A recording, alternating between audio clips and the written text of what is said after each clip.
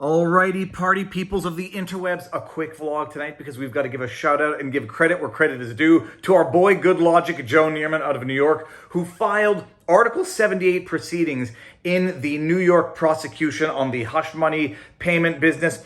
This is basically a motion by Joe Neerman, Good Logic, requiring the court to lift Judge Juan Merchan's unconstitutional, unwarranted, totally abusive gag order. For those of you who don't know what I'm up to, I'm not at home in my office because I was in Ottawa today speaking on a panel at the CFSN, the Canada Strong and Free Network. I think the panel went very well. I'll try to put together a video of the highlights of that panel. I was going to say, if the only thing the government did was to identify problems, that would already be a better start than what we're at right now. I think they manufacture fabricated problems so they can then propose solutions to problems that don't exist and only empower themselves even more.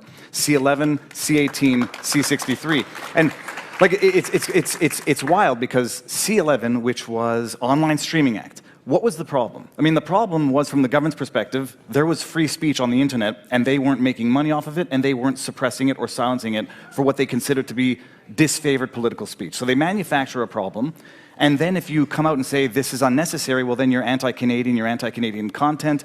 C18, the link tax, I don't believe there was any problem there except to find another way to indirectly subsidize flailing Canadian legacy media. And the solution that Google has, I don't know what is it, it's how much, 100 million a year now that's going to be going to accredited media, journalists or organizations that employ enough journalists beyond a certain threshold. The government's going to decide. So it's just one way of controlling independent voices, and the internet is the last Wild West where people like me can say things that will sooner than later be deemed to be hate speech. But for now, Joe Neerman, Good Logic, filed the motion to ungag Donald Trump out of New York. For those of you who don't recall, Judge Juan Merchan gagged Donald Trump first and then a second time, where he gagged him harder than the first time. We've talked about this gag order. At first, it was just precluding Donald Trump from speaking improperly or targeting court staff, etc. Alvin Bragg, Soros-funded corrupt Alvin Bragg, comes out and says, you know, Judge, this doesn't cover you and your family or me, but mostly you and your family, because we all now know, despite this gag order and almost because of this gag order, we now know that Judge Juan Merchan has a daughter who works at a think tank or a PR firm that serves the interests of Adam Schiff, PACs for the Democrats, that the daughter worked on the Kamala Harris campaign back in 2020, that the daughter, through her company, is raising tens of millions of dollars off of this prosecution for which her father is the judge presiding the trial. Okay, the judge issued this gag order preventing Trump from mentioning the court staff, court family in the revised gag order, and Joe Neerman said, no mas. There is a proceeding called, it's an Article 78 proceeding, which says that it can be used to challenge a wide range of government actions. Challenge a state or city agency, regulation, or policy, appeal the denial of a license, yet prohibit government from acting in violation of law outside the scope of her authority. Joe Neerman has put together a wonderfully drafted motion to lift the gag order, arguing that the gag order is unconstitutional, factually devoid of any legal or factual basis, and also violates the very case law that it cites in support of the issuance of the harder of the gag orders, because the gag order 1 and then the gag order 2.0, which was the gag order 1 on steroids. We've talked about it at length. We're not going to get into it now, but I've taken notes, and this is how it's going to work. These are my notes of Joe Neerman's motion. Joe Neerman, Good Logic. If you don't follow him, go follow him. We're going to start at paragraph 11. We get into the facts. It goes over some of the raison d'etre, who the parties are. Joe Neerman explains, I got to take my glasses off, I apologize. Pursuant to Article 78 of the CPLR and all relevant sections thereof, I bring this petition as application to the court seeking to, 1, overturn the decision and order regarding the people's motion for an order restricting extrajudicial statements. That's the gag order, issued by Juan Merchan, and then the revised gag order.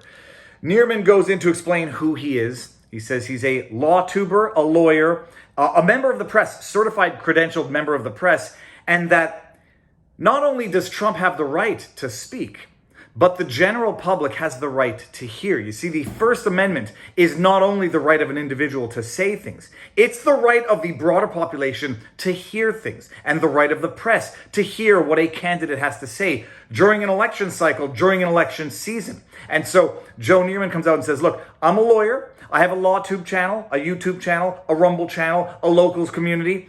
I'm also credentialed press. Not only does Trump have the right to talk, I have the right to hear him. And then he gets into why this order is rubbish. Paragraph 11. The civil and criminal actions against former President Donald Trump are a frequent topic on the live stream and draw great guests on Good Logic's channels. People from both sides of the political aisle crave information about any trial, civil or criminal, involving the former president. There will be no criticisms as to the substance of this motion, except to say what Joe presents as arguments for any honest court are actually going to be used as the reason for which this gag order was issued in the first place. Joe, as is required, is treating the court system like it's honest and not corrupt and saying, look, my channel brings in people from both sides of the political spectrum. They just want to understand what's going on. That's why Merchan issued this gag order in the first place. I'm being tongue-in-cheek, but Joe is making the good arguments for why this gag order violates everybody's rights here. First Amendment right, paramount. The First Amendment, the right to speak, the right to be heard, and the right for political speech, especially in an election season. Paragraph 14 was the next one I had on my list. It says, Judge Merchan's gag order unconstitutionally infringes upon Donald Trump's freedom of speech. That infringement carries over to an infringement of the petitioner's right to freedom of press. Recall, it's not just Trump who has the right to speak. It's all of us who have the right to hear what Trump has to say. Paragraph 28, as we scroll down in this talkie vlog, where you're watching me take my glasses on and off.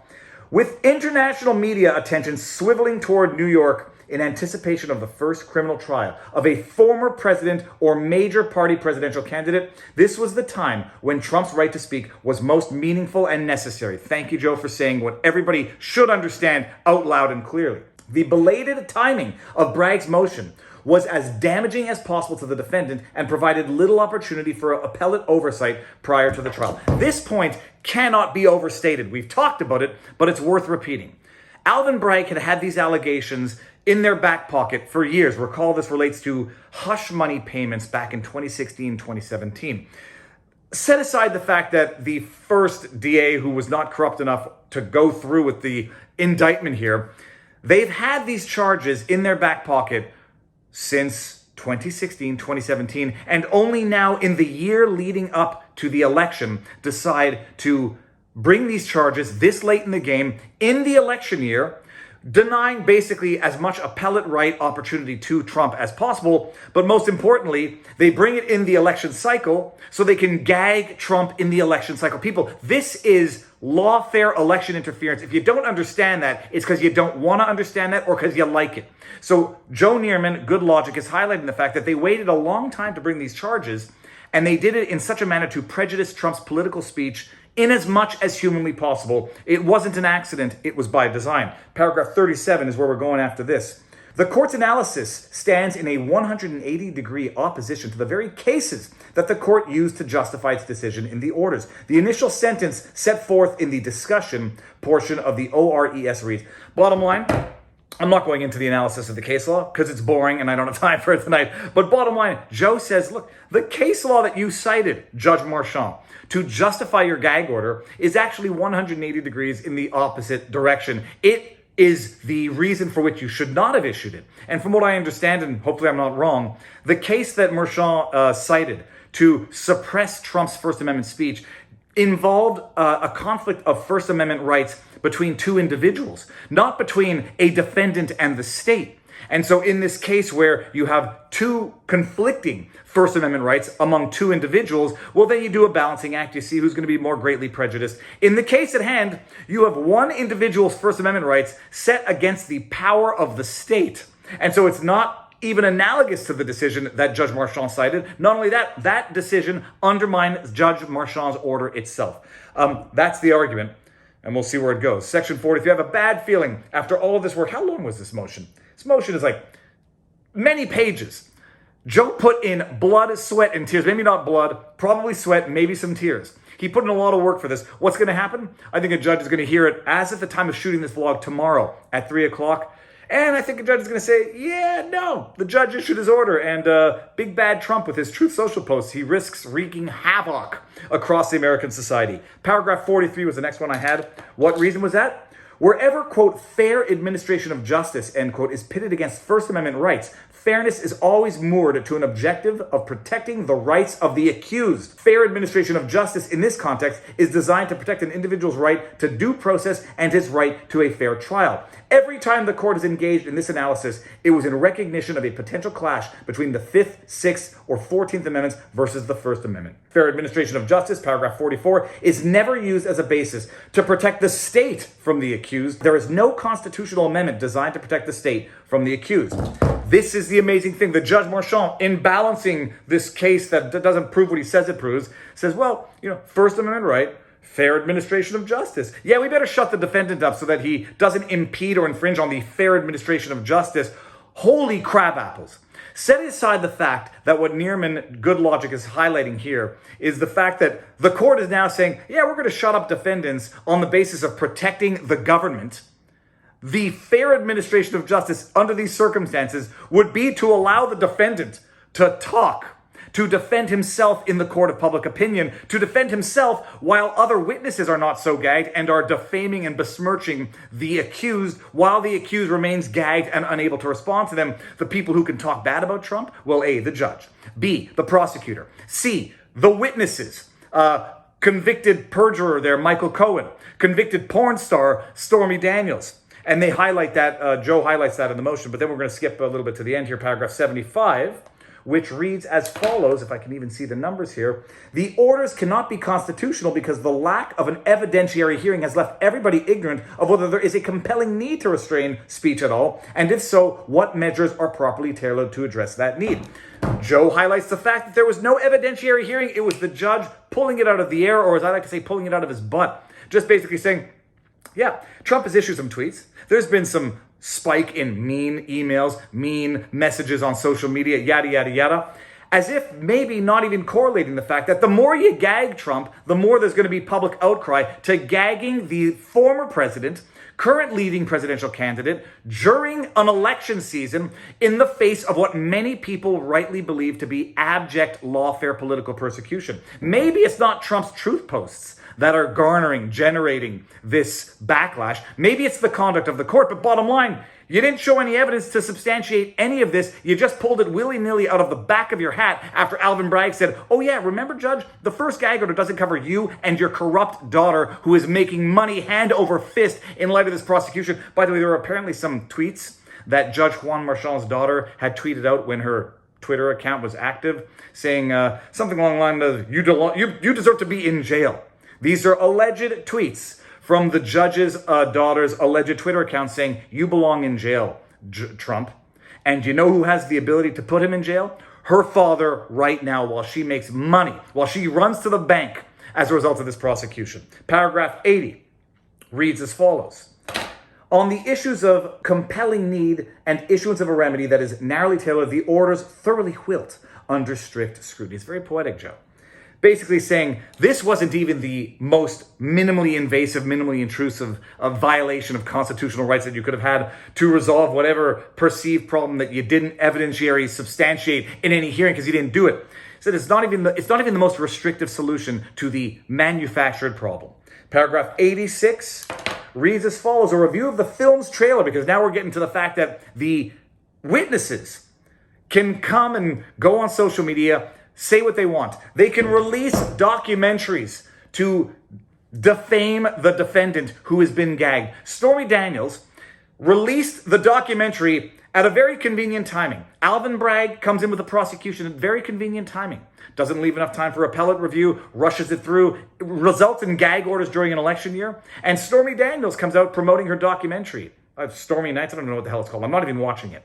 She comes out with a documentary. She can say whatever the heck she wants about Donald Trump, and Trump cannot respond because it might be intimidating potential witnesses. It might be interfering with fair administration of justice, because apparently fair administration of justice involves pure political persecution. Paragraph 86, a review of the film's trailer makes it irrefutable that Stormy, the documentary is called Stormy, centers around her relationship with Donald Trump and his alleged payments to Daniels that are central to the New York actions. And I think that's all I had as relevant to this motion. Go read this motion. Finally, your petitioners urge the court to recognize that public policy urges the court to grant the instant application. We are sadly living in a time where political divisions are dividing the country in ways few among us can remember. It is easy to mistakenly think that muting one whose words can be deemed grating or downright abrasive is a healthy means of calming the storm. This is a grave error. It's almost like it achieves the exact opposite result. And I might say, if I want to get like double layer 3D tinfoil hat, it's almost like that's what they want as the result, so they can then rely on the backlash to say, we need even more silencing. We need even more laws restricting speech. We need to gag Trump even harder. That is the motion. As at the time of shooting this vlog, it is 8:37, April 11th. Joe Neerman, Good Logic, Lawgic. The links are going to be in the pinned comment and in the description. Will be presenting this, or it will be heard tomorrow at 3 o'clock, April 12th, 3 o'clock, as far as I understand. We'll see where it goes. Joe, I love you. It's a beautifully drafted motion. It raises a lot of legitimate criticism, a lot of legitimate constructive analysis and breaking down of the flawed gag order that Judge Juan Marchand issued. Don't hold your breath and don't feel bad if it is not granted. My prediction, less likely than likely. In fact, no, I think they're going to say on the bench, yeah, thank you for your input. No, the gag stands because the New York Court of Appeal has proven itself to be corrupt. The New York court system has proven itself to be corrupt. And it just seems that the system loves what it's doing right now, and it has not yet received the social public backlash that it so deserves because too many people like this. And the higher courts, the highest court, SCOTUS, has not yet intervened. So stay tuned. There will be follow-ups. We will not have a Sunday night show this Sunday night because I'm going to be in transit. The Sunday night show extravaganza with Robert Barnes. But if you like what I do, you know what to do. Like, share, subscribe, hit the notification bell. Viva Fry on Rumble. The Viva Fry on Twitter. VivaBarnesLaw.locals.com. Good Logic. Joe Neerman is the one spearheading this Article 78 petition. We'll see where it goes. Godspeed, but don't hold your breath. Peace out, peeps. Booyah! Part of the issue, I think, with some of the other kinds of legislation that we had, let's say trying to regulate user content as part of C11, was out of step. You know, the Europeans have rules, but they don't include user content in that way. And I think once you become a real outlier, that's where you increase regulatory costs, certainly for some of the streaming services, and it becomes much harder to justify because people often do ask that question. But on the harms piece, it's not wildly inconsistent. In fact, there are jurisdictions that frankly go much further in terms of some of the kind of speech that they regulate. The UK, for example, goes further than this legislation does. And they jail somebody for making a meme joke with their pug doing the Heil Hitler salute and put him in jail. I mean, the fact that there's other countries that are worse is the problem. It's an indication of where we're going, not an indication of where we should be going. Brazil's getting worse. At least we're not Brazil yet. I mean, the problem is, it's sort of like the Jordan Peterson thing. We're like, nudge, nudge, nudge, back up. Nudge, nudge, nudge, back up. And then in 15 years from now, you can't say F Trudeau on Twitter without going to jail.